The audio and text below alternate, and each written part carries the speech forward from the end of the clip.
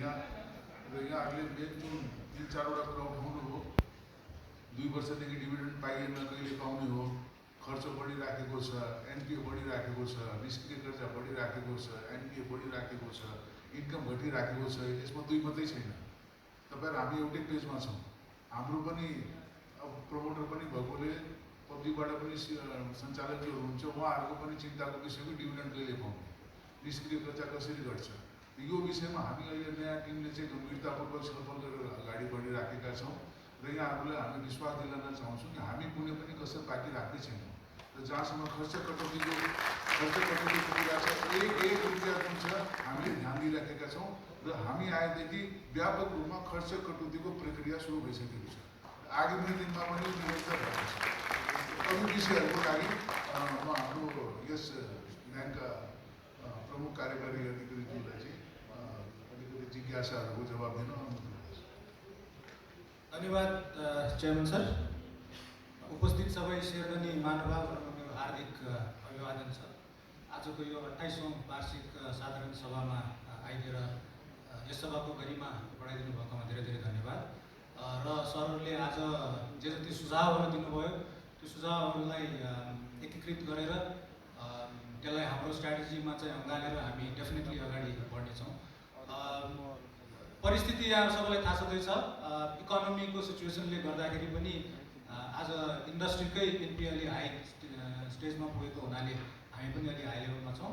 खालि फरक के भने हामीले अलिकति स्मल टिकट साइज यो देशलाई चाहिने तर हामीलाई अहिले चाहिँ घाटा गर्नु पुगेको एसएमई बिजनेसमा फोकस गरेको हुनाले आजको दिनमा अलिकति हामी कमजोर अवस्थामा पुगेका हौँ। तर यहाँहरूलाई म के भन्न चाहन्छु भने चेयरमैन सरले भन्नुभयो जस्तै हामीले आफ्नो स्ट्राटेजी 2030 तयार गरिसकेको अवस्था छ। त्यो स्ट्राटेजीमा हामीले अब नयाँ खालको के बिजनेस गर्ने भनेर सबै अगाडि बढाइसकेका छौँ। खुसीको कुरा धेरै हिस्ट्रीमा जानुभन्दा पनि आजको दिनमा हामी के गरिरहेका छौँ र आगामी दिनहरूमा हामी के गर्नेछौँ सो द्याट हाम्रो ब्याङ्कको अवस्था चाहिँ निरन्तर हरेक वर्ष चाहिँ सुधारात्मक देखियोस्। सर्वप्रथम खर्चको कुरा यहाँहरूले गर्नुभयो।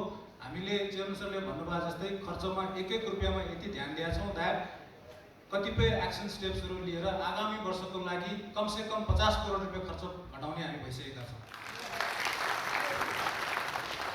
अब बिजनेस घटेको अवस्था डेफिनेटली हो। लास्ट 2 वर्षदेखि हामीले अलिकति बिजनेस ग्रोथमा ध्यान दिएका थिएनौँ। त्यसले गर्दाखेरि ब्यालेन्स सिट साइज घटेको हो। अभियसली एउटा अनगोइङ ब्याङ्कलाई चाहिँ बिजनेस घटाएर बसिराख्न सक्ने अवस्था हुँदैन।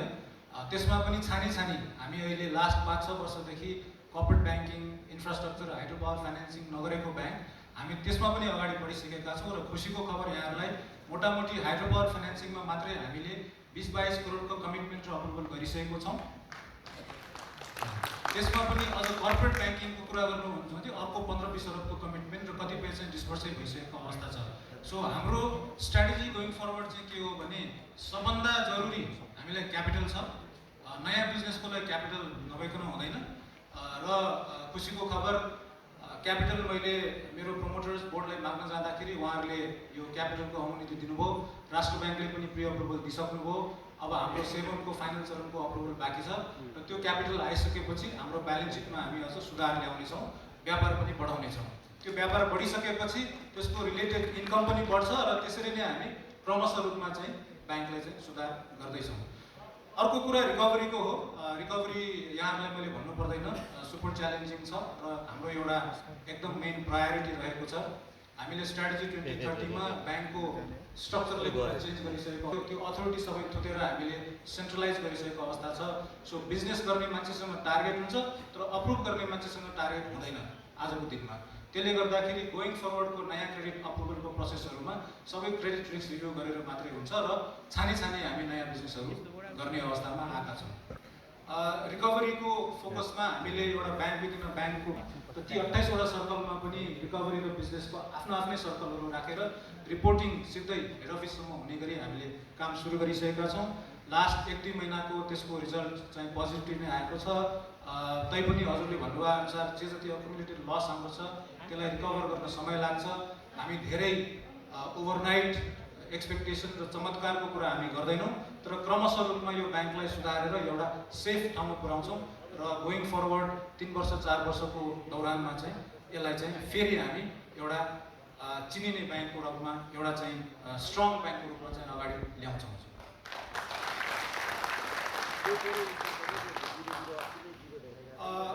अब मोटामोटी मैले यहाँ भन्नै पर्ने हुन्छ, यो क्यापिटल हामीलाई एकदम क्रुसियल छ र यो क्यापिटल माग्न जाँदाखेरि जसरी हाम्रो रिभाइभल प्लानमा कन्फिडेन्ट भएर हाम्रो प्रमोटर्सहरूको रिप्रेजेन्ट गर्ने बोर्डले चाहिँ यसलाई अप्रुभल दिनुभयो, यसको लागि म यहाँहरूलाई रिक्वेस्ट गर्छु उहाँहरूलाई तालीको गडगडाटले एउटा सत्कार गरौँ। हाम्रो प्रेफरेन्स सेयर 5 अरबको त्यो पनि फाइनल स्टेज अफ अप्रुभलमा छ। पहिला राइट्सको काम हामी सकाउँछौँ, त्यसपछि प्रेफरेन्स सेयरबाट अझ क्यापिटललाई हामी दरो बनाउँछौँ र गोइङ फरवर्ड यो 5 वर्षको दौरानमा हाम्रो स्मल टिकट साइजको लेन्डिङलाई एउटा साइजमा राखेर त्यहाँ रिकभरीमा ध्यान दिएर र यो खर्च घटाउने कामहरू अझ अग्रसर बढाएर ब्याङ्कलाई चाहिँ हामी एउटा राम्रो सेटमा लिएर जान्छौँ। यो मेरो पर्सनल कमिटमेन्ट र हाम्रो बोर्डको पनि कमिटमेन्ट हो। धन्यवाद। धन्यवाद श्री अध्यक्षज्यू तथा प्रमुख कार्यकारी अधिकृतज्यू। अब यस पश्चात म स्वीकृतिको लागि सभा समक्ष प्रस्ताव प्रस्तुत गर्न चाहन्छु। कृपया ताली बजाई प्रस्ताव पारित गरिदिन साधारण अनुरोध।